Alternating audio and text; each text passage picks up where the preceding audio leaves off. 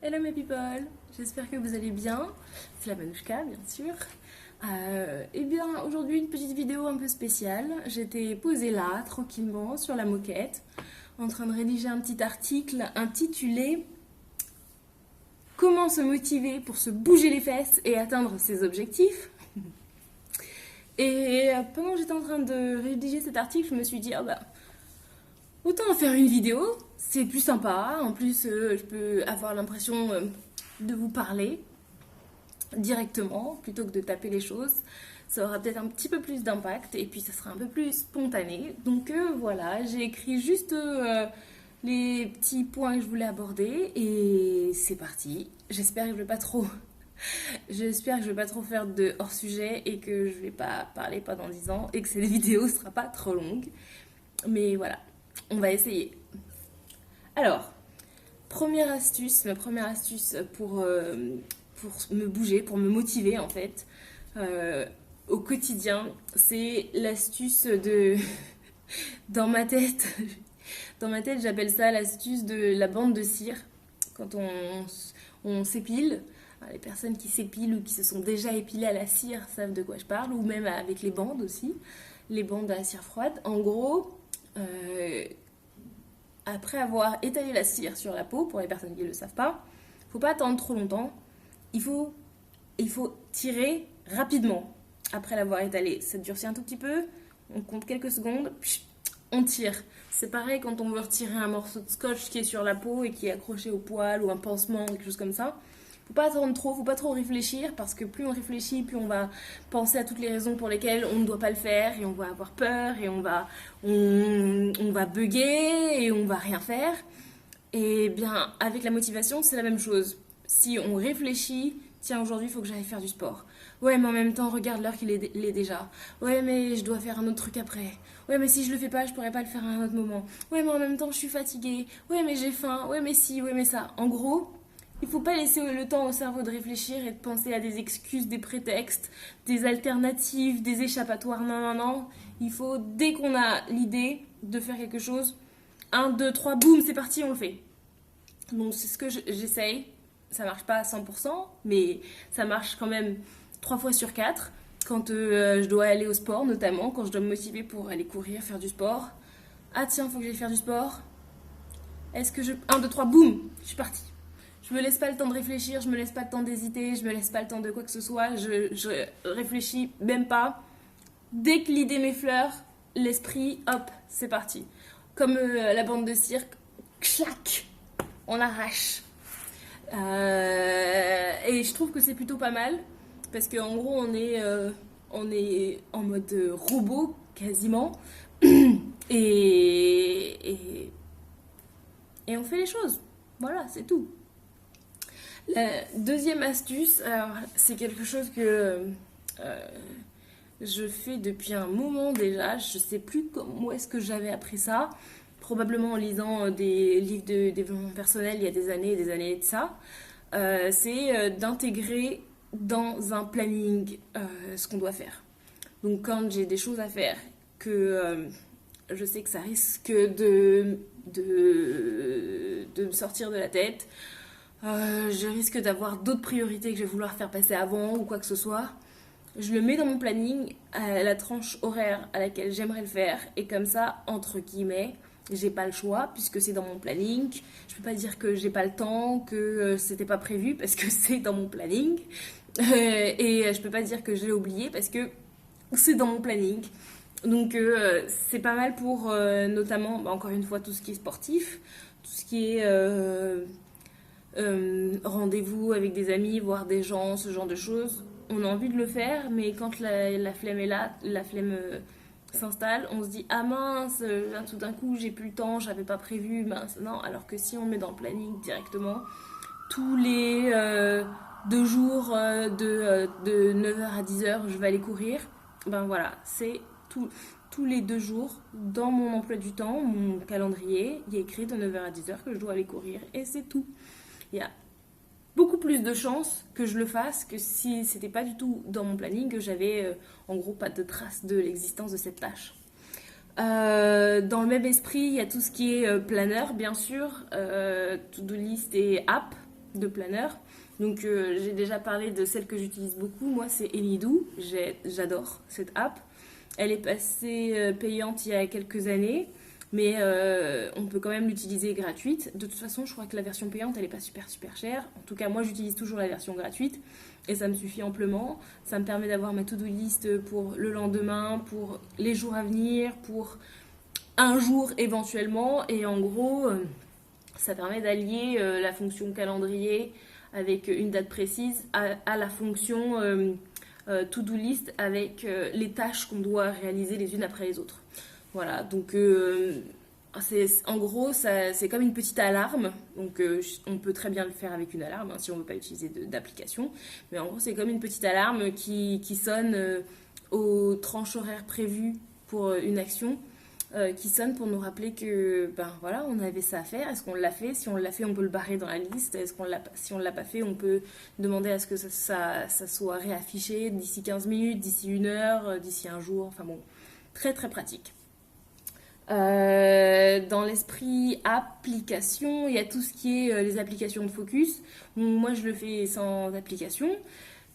Je décide juste d'éteindre mon téléphone ou de le mettre en mode avion, ma tablette, mon ordi, ce genre de choses, de couper les notifications. Mais si vous avez un téléphone qui ne vous permet pas de couper les notifications, normalement tous les smartphones, c'est le cas.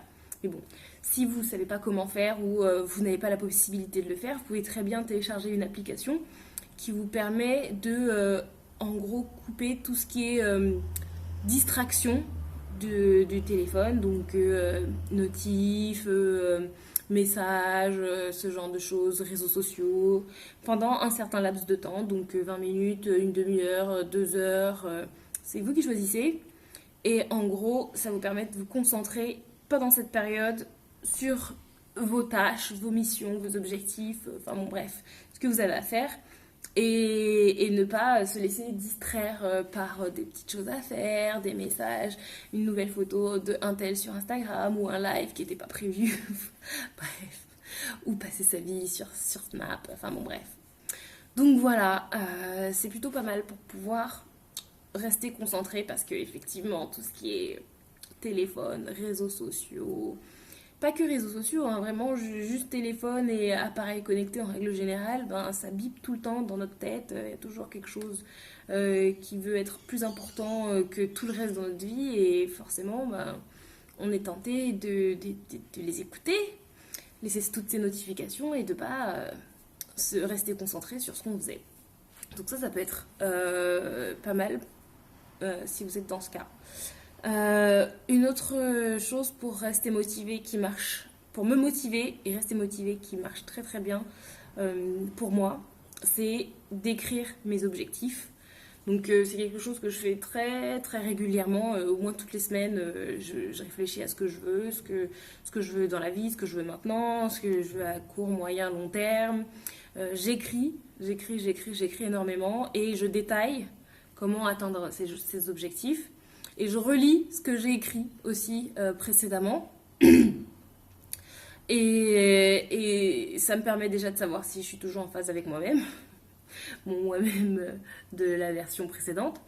Et surtout, ça me permet de me rappeler pourquoi est-ce que je fais tout ce que je fais. Et donc le fait de garder à l'esprit le pourquoi de mes actions, le pourquoi de mes journées, le but qu'il y a derrière tout ça, le sens que je donne à ma vie, ma raison d'exister, de me battre un petit peu au quotidien, bah, ça me donne la motivation et l'envie justement de continuer à me battre et d'agir au quotidien.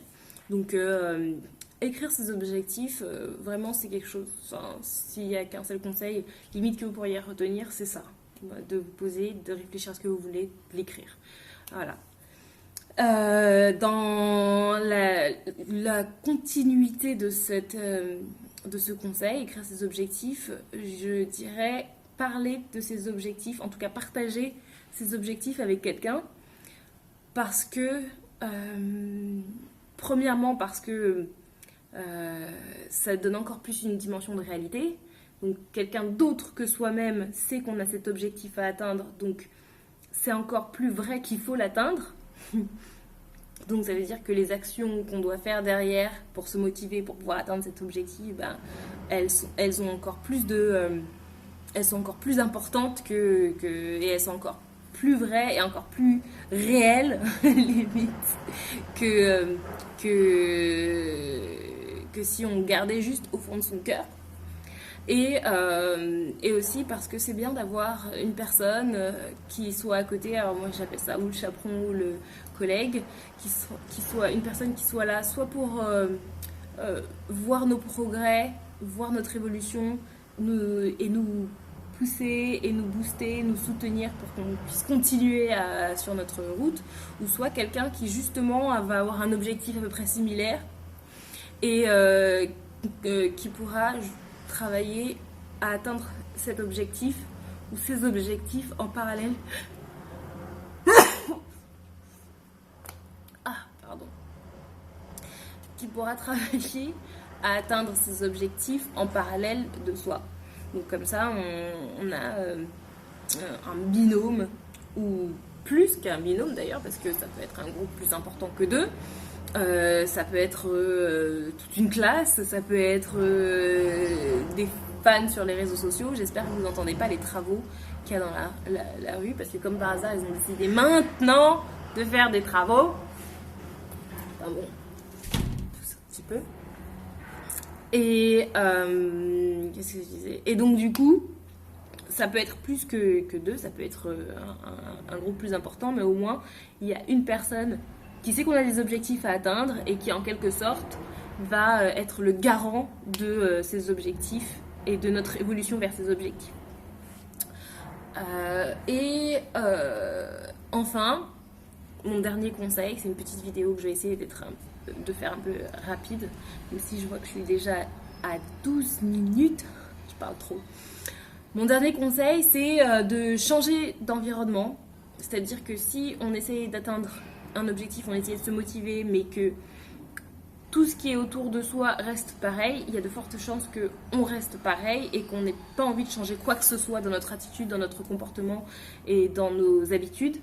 Alors que si on change quelque chose, donc on change notre environnement, on fait un petit peu le vide, on fait le tri, on change des petites choses dans les habitudes, dans notre façon de nous alimenter, dans les lectures qu'on va avoir, dans les activités qu'on va faire. En tout cas, si on change quelque chose, on change un petit peu l'appartement, on le rend un peu plus clair, plus motivant, on met peut-être des petites citations à droite à gauche, ce genre de choses, ou même juste l'écran du portable.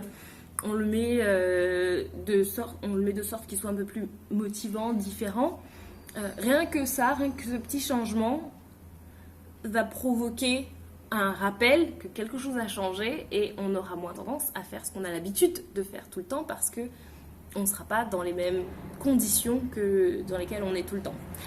Voilà. Donc c'était mes petits conseils pour se bouger les fesses et atteindre ses objectifs. J'espère que ça vous sera utile. Dites-moi ce que vous en pensez. Dites-moi si vous aussi vous avez des conseils. Écrivez-les dans les petits commentaires, histoire de partager. Et puis les conseils que je trouverais les plus pertinents, je les partagerai probablement dans une autre vidéo pour compléter celle-ci, en n'oubliant pas bien sûr de vous mentionner. Ok, merci en tout cas de me suivre, merci pour tous les retours que j'ai eu jusqu'à maintenant quand j'ai dit que je reprenais les vidéos YouTube, j'ai eu que des retours ultra positifs, ça me touche vraiment beaucoup. Je savais pas trop où est-ce que vous allez, comment est-ce que vous allez accueillir tout ça et je vois que vous êtes adorables. Donc merci beaucoup. Et je suis super heureuse d'avoir osé et de vous retrouver et je vous dis à très vite. Plus de love.